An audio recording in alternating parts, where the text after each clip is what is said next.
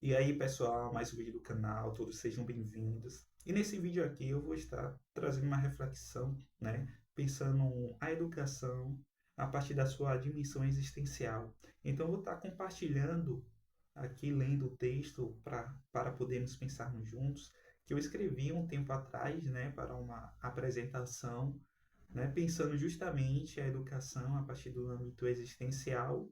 E aí eu trago como base do meu pensamento o pensador Martin Heidegger, né, filósofo do século XX, e a obra aqui que eu estou utilizando, né, como norteadora do meu pensamento é o tratado dele, Ser e Tempo, no qual ele vai estar falando sobre a questão do ser, sobre a questão da existência, sobre a questão da linguagem.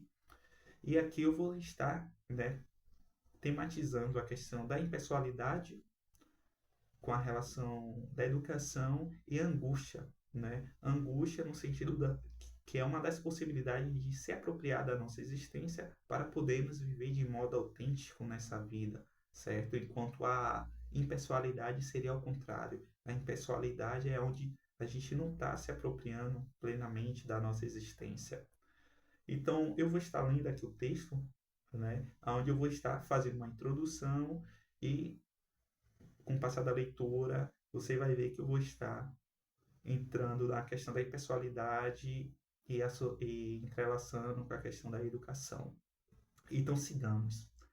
Heidegger, desde o início do seu pensamento, demonstra uma preocupação com a questão do ser, que ao longo da sua trajetória filosófica ganha notoriedade e se faz um fio condutor das reflexões. O filósofo, vindo de tradições de pensamento como neocantismo e fenomenologia, vai amadurecendo questões sobre o sentido do ser. Vendo a necessidade de pensar a historicidade e a vida na sua efetividade, vai se munir do método fenomenológico hermenêutico para estar ampliando sua compreensão. Em Série Tempo, né, que é a obra de Heidegger, vai dizer sobre a necessidade da destruição da metafísica, a tal destruição dos pressupostos sedimentados ao longo da tradição filosófica. Ou seja, para Heidegger, né, desde seu início a lei, com Platão, Aristóteles, entre outros filósofos, trouxe a ideia de falar sobre a questão do ser, mas sempre quando se ia falar sobre a questão do ser, acabava identificando o ser, ou objetificando o ser, e com isso o ser era ocultado. A tradição, né, abre aspas, a tradição que assim se faz dominante, em vez de tornar acessível, de pronto e no mais das vezes, o que ela transmite, ao contrário, encobre. Tal encobrimento a respeito do ser não só acontece com uma compreensão de ser simplesmente dado, mas também com a insuficiência do aparelho conceitual da metafísica, que ao invés de pensar e tornar transparente o fenômeno da vida, acaba ocultando tais acontecimentos com suas categorias conceituais. Com isso, percebemos que o filósofo não quer perder de vista a facticidade da vida, mas tornar tal fenômeno mais transparente em sua concretude. Com isso, podemos perceber que em Ser e Tempo, quando Heidegger vai problematizar o sentido de ser novamente, encontra em vista a necessidade de questionar o ser do próprio ente que está em compreensão de ser. Ou seja, o ser humano está sempre numa compreensão de ser. O ser humano está o tempo todo compreendendo o ser que ele é. Heidegger vai romper com uma concepção de ser simplesmente dado, o sentido de ser como presença, visto em sua objetividade. Para o pensador, o homem tem como seu modo de ser a possibilidade e não a realidade. O homem existe, não se encontra numa condição de ser fechado, mas está sempre fora, sempre se projetando para as possibilidades de ser. Ao repensar sobre a existência, ele vai romper com a noção de sujeito e objeto. Com uma interpretação do homem como Dasein, ele lança a mão de caracteres que faz parte da própria estrutura existencial do homem, no qual ele vai chamar de existenciais. Entre eles podemos destacar ser no mundo, encontrar-se e entender. Ao tematizar sobre o ser do homem, tal tematização vai acontecer através de uma análise da existência, ou seja, analisar o Dasein na cotidianidade e, com isso, explicitar modos de ser. O homem sendo ser no mundo, as coisas já se encontram dotadas de significado. Percebemos que o Dasein já se encontra dentro de uma compreensão prévia de mundo. Tal compreensão articulada com as coisas origina-se a interpretação, que é uma existencial, e sua concretização é o discurso. O Dasein, como ser no mundo, não se encontra somente em compreensão, mas também em certa disposição afetiva, ou seja, essa compreensão seria a linguagem, né? Eu estou aqui no meu quarto, né? Eu estou numa sala de aula, ou eu estou em algum ambiente agitado. A partir do momento que eu estou naquele ambiente, na minha observação, estou o tempo todo compreendendo, né? Dando sentido àquilo, vendo o que está acontecendo. E com isso também está uma disposição afetiva, né? Que poderia ser alegria, tristeza, angústia, né? Melancolia, entre outras. Ou seja, como diz Vattimo, abre aspas, esse conceito constitui um progresso no caminho da concretização do problema do ser, ou seja, ser no mundo nunca é um sujeito puro, porque nunca é um espectador desinteressado das coisas e dos significados, mas sempre um projeto qualificado, definido, poderemos dizer tendencioso.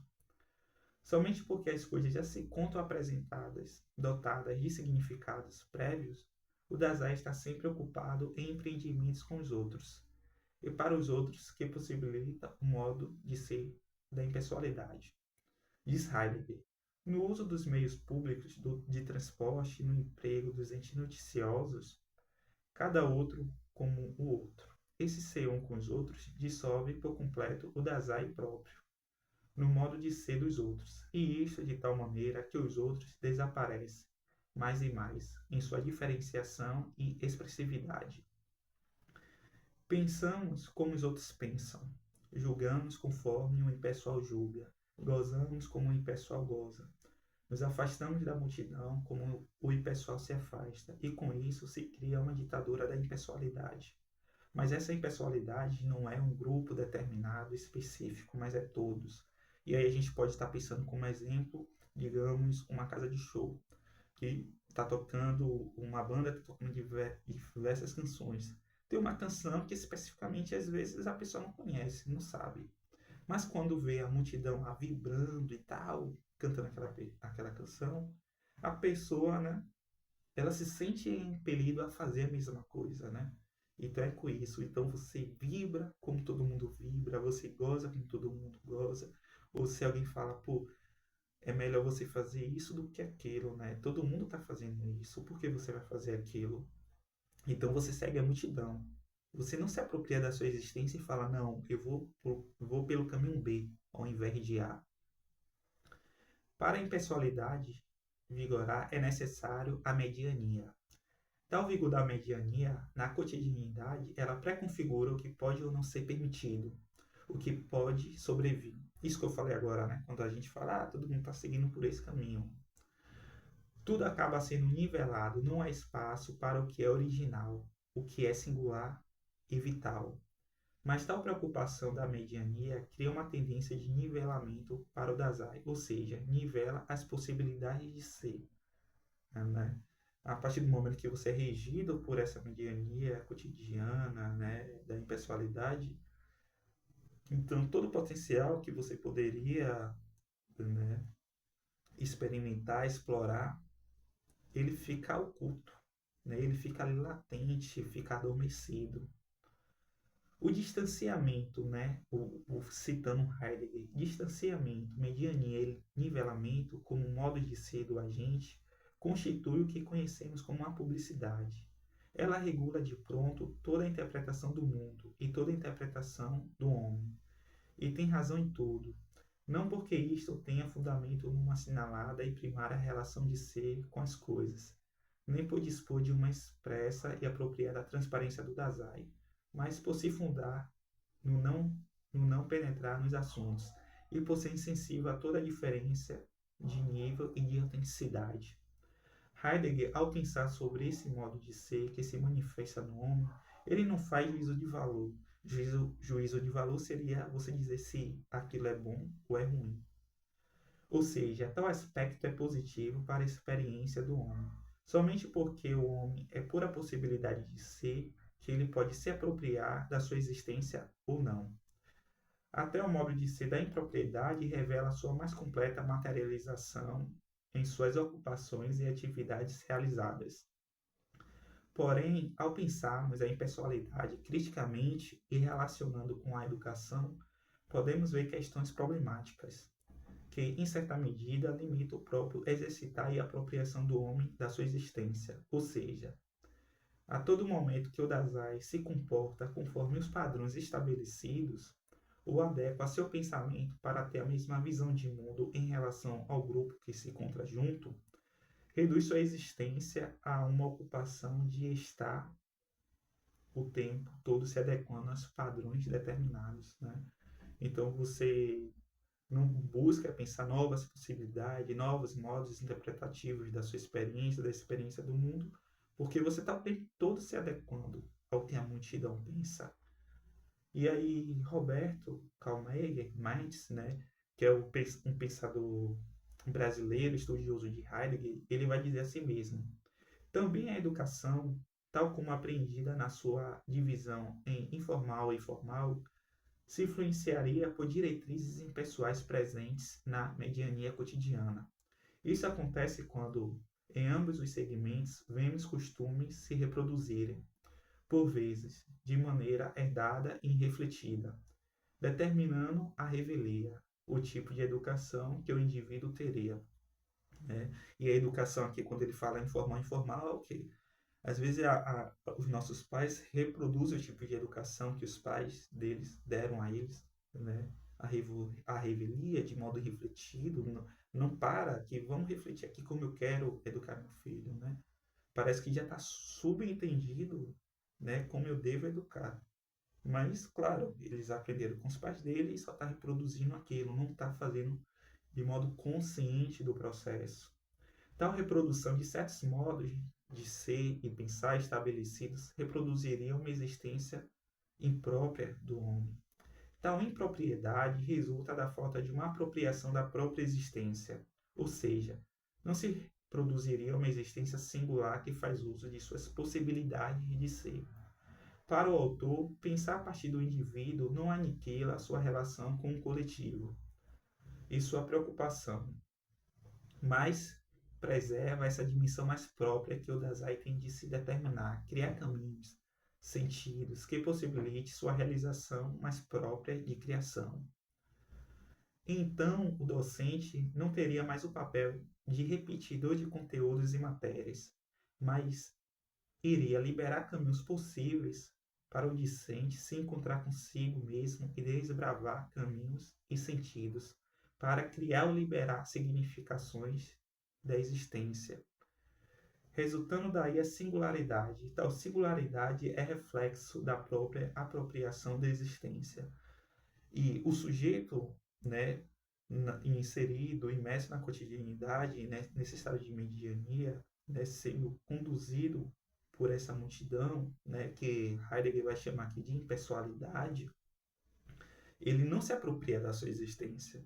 Ele não age e pensa de modo autêntico. Ele pensa e se comporta como todo mundo, tornando visível um modo de ser da impessoalidade no homem. Agora podemos meditar sobre a angústia que se manifesta. Ora, imerso nas suas ocupações diárias, o homem raptado por determinadas diretrizes que vela o poder ser. A angústia, sendo uma tonalidade afetiva como tristeza, alegria e tédio, determina o homem na sua abertura de mundo. Ou seja, encontra-se e entender são existenciários que caracterizam a abertura do ser no mundo, né? Ou seja, a tonalidade afetiva, o sentimento que você se encontra de alegria, tristeza, tédio, angústia, mas a sua compreensão, o seu modo de compreender o mundo, ela está influenciando a sua abertura no mundo, né? É assim que a gente se encontra o tempo todo. Esse estado de ânimo influencia o modo como é articulada as possibilidades do poder ser mais próprio do Dazai. Tal ânimo esvazia o sentido, colocando o suspenso frente às compreensões prévias do mundo, ou seja, abre aspas, na angústia utilizável do mundo, ambiente e, em geral, o ente do interior do mundo se fundam. O mundo já não pode oferecer, nem também ao Dazai e aos outros. A angústia retira, assim, do Dazai a possibilidade de decair, entender-se a partir do mundo, do público, do interpretado. Ou seja, todo mundo de sentido que já se deu previamente, quando o Dazai se encontra na angústia, né, não faz mais sentido. Ele se retrai daquilo. Então, todo aquele mundo de sentido, aquelas significações, aquelas interpretações, o Dazai, o ser humano na angústia, não é utilizável. Frente ao esvaziamento de sentido em relação às suas ocupações no mundo, a angústia se angustia, mas não de respeito a um objeto determinado ou uma determinada possibilidade do homem. Tal processo é bem diferente, pois quando sentimos medo, conseguimos identificar o objeto ou o ente, como Heidegger fala, né? Ou seja, eu sei que eu tenho medo, né, de cachorro, cavalo, alguma coisa assim. Eu estou trazendo exemplos aqui bem aleatórios, né, para a gente dizer que o medo é sempre endereçado a algum ente, a algum objeto. Enquanto a angústia não se refere a um determinado modo de ser, mas justamente a ameaça é por ela ser indeterminada. E com isso, pode penetrar de modo ameaçador naquele poder ser. Mas para Heidegger, a angústia possibilita a manifestação do ser mais próprio, o retirando e causando o estranhamento frente às ocupações que ele se encontra absorvido no dia a dia, né? Vamos supor que todo dia você vai para o seu trabalho, né? E aí você faz determinada função. Você imerso naquele serviço, pô, tá fazendo super sentido para você. Mas no momento que vem a angústia se angustia no seu interior e esvazia aquele mundo de sentido, né, e te causa estranhamento, você se distancia daquilo, né? Você já não se encontra mais absorto. E com isso e com isso ela te aproxima na sua possibilidade mais própria, que é o poder ser, né? E para Heidegger, angústia é uma possibilidade do homem se apropriar da sua existência. A angústia manifesta no Dazai o ser para o poder ser mais próprio, isto é, o ser livre para a liberdade do a si mesmo, se escolher e se possuir. A angústia põe o Dazai diante do seu ser livre para a propriedade do seu ser, como possibilidade que ele sempre já é. Fecha aspas, né? Isso aqui é Heidegger. Justamente, né? Heidegger que está caracterizando que a angústia, né? Ela traz o homem para estar de cara, olhando para o seu poder ser, para a sua própria liberdade, por o seu a si próprio. Tal estranhamento causado pela angústia resgata o Dazai do seu decair no mundo cotidiano, onde encobrir suas possibilidades mais próprias, revelando com isso a propriedade e a impropriedade, como possibilidades do ser. Tais possibilidades fundamentais desse ente que compreende a todo momento seu ser está em jogo, né? Com isso, a gente tem vista aonde segue aqui a nossa reflexão, né? Comecei ali caracterizando, introduzindo a questão em jogo de Heidegger, que é a questão do ser, e ao invés de ocultar o ser e investigar sobre o ser, inserir tempo na analítica existencial, da análise da existência que ele vai fazer, ele vai estar ali fazendo uma análise da existência a partir do ser humano, onde ele cunhou o termo Dazai, né, que é e traduzindo para o português é ser aí, ser lançado no mundo, né? Esse ser lançado no mundo, ele se faz no mundo, ele se projeta no mundo, né? E esse mundo já é um mundo prévio, dotado de sentido. Então, ele é capturado. A partir do momento que o sujeito está lançado no mundo, ele é capturado, né? E ele reproduz. Então, é necessária angústia para ele, para causar estranhamento a esse sujeito, né? E cortar esse modo de ser capturado, né? E com isso a gente pode estar, como eu dei aqui exemplo, pensando um processo educativo, tanto formal e informal. O informal seria a sua relação com seus pais, com sua família, com seus amigos, né? E o formal entraria no processo educativo, onde é necessário reformulações de documentos educacionais, refletir como o docente passa o assunto na sala de aula, né? Se ele só reproduz, chega lá copiando um quadro e tal, não faz uma leitura da sala de aula para tentar, né, compreender ali o melhor modo de passar determinado conhecimento que seja compreensível para o estudante. Então, no mais, segue esse compartilhamento de reflexão. Lembrando que esse é um texto que eu escrevi já tem um tempinho, foi na primeira metade desse ano, para um evento que eu participei. Então é isso. Gratidão a todos. Segue no mais. Na descrição eu vou estar colocando aqui a referência do texto e da obra, caso alguém queira ler depois. Gratidão.